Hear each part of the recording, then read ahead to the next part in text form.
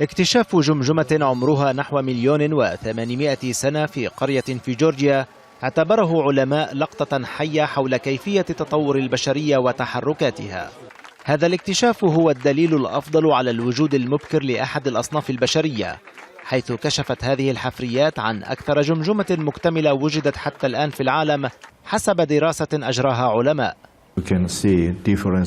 يمكنك أن ترى الاختلافات بين هذين الفكين، والانطباع الأول أنهما لصنفين بشريين مختلفين.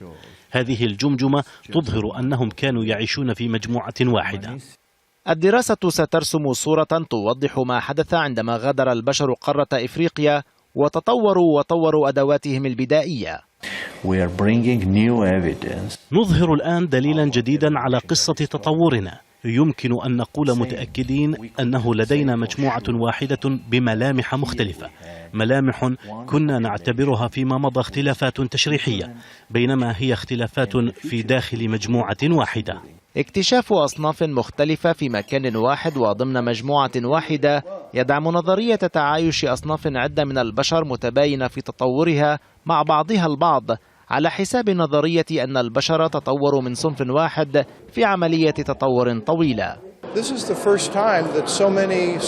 هذه أول مرة يعثر فيها على جماجم في نفس المكان وفي نفس العمر. هذا يدل على أن وضعية العلوم البيولوجية والتطور الإنساني مختلفان عما كنا نعتقده، وهذا يغير رؤيتنا في تاريخنا البشري. ذهول العلماء من هذا الاكتشاف وإن كان تاريخيا سيكون له تأثير على علومنا، خصوصا تلك التي تبحث في تاريخ التطور البشري.